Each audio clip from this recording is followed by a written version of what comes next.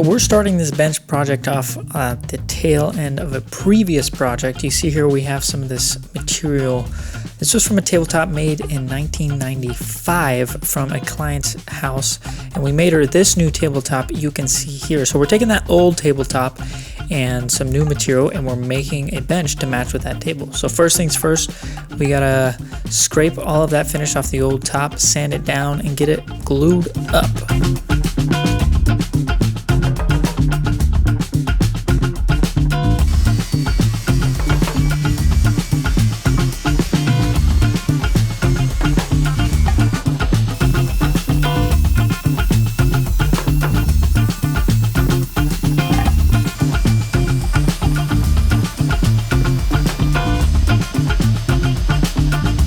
So we had to get a little creative here, getting the length that we needed for this bench, adding that center board, running the opposite way.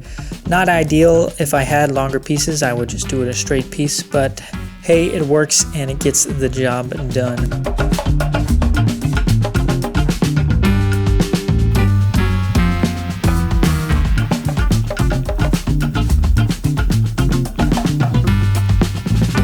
With the last coat of that wipe-on polyurethane, the fifth coat, it's time to move on to the legs. So I'm taking some 8/4 poplar as well as some 4/4 poplar, gluing them together to give us about a almost 3-inch wide square. Glue those all up, and then we'll mill them down square and get to cutting out the legs.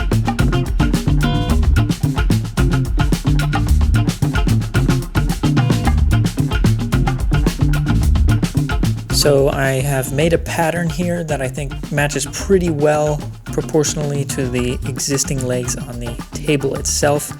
And so the principle behind making a cabriole leg is you draw the pattern on your square stock, you cut it out, then you tape that back up with those offcuts, draw it again.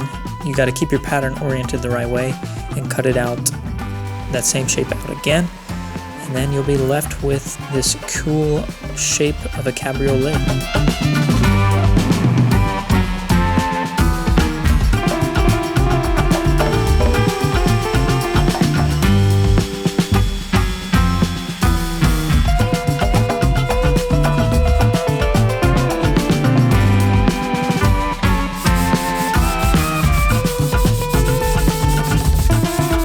We've got the legs shaped and sanded, looking good. Now it's time to move on to the joinery with the apron pieces. So we're just going to use good old mortise and tenon joinery, and here's how I do it.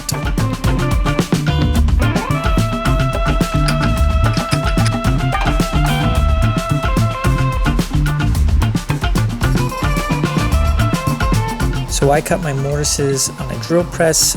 I start by drilling either end once you have the fence all set up and the depth stop and everything. And then we'll hog out as much material as we can in the center.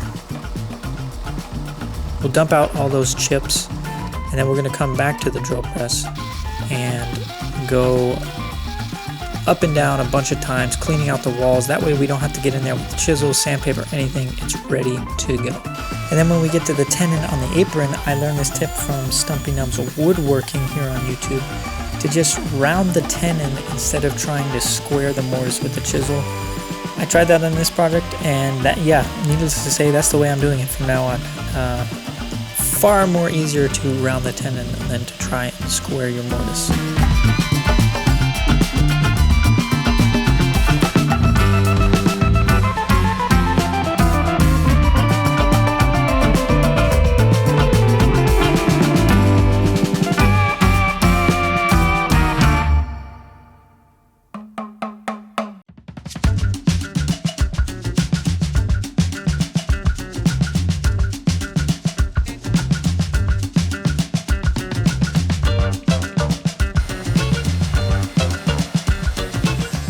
Now we're just going to add a little round over detail on the bottom edge of all the apron pieces before we go to assemble.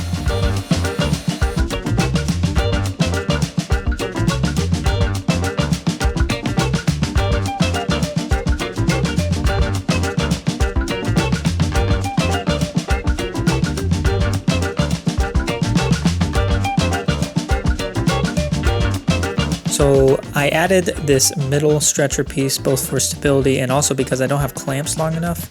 And I had to add another temporary piece to grab my clamps onto.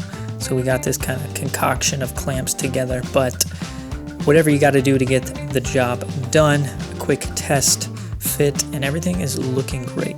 Now these blocks are probably overkill and not necessary, but hey, I'm gonna add them anyways. This basically just combines the aprons, the short and long one, to the leg with a screw. Just an extra bit of support can't hurt. Now I'm staining this, but we're gonna eventually paint it to get a two-tone look. As you see here, the original table has a weathered kind of look to it, so you can see on the leg there will be some dark spots left over in the paint to give a nice kind of weathered look.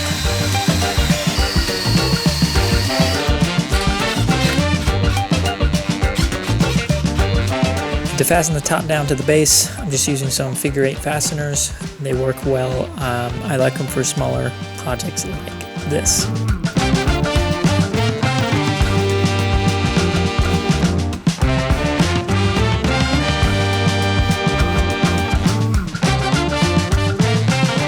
So I think this project turned out really great. This is my first time making cabriole legs. I'm super pleased with the results. And honestly, this was one of those projects where I didn't want to give back to the client because I wanted to keep it for myself because I liked it so much. So here it is with the matching table in their dining room. Client's super happy. So all in all, good day. And if you like this project, if you've learned something from it, if you got any questions, don't be afraid to leave a comment below. I'd love to chat with y'all.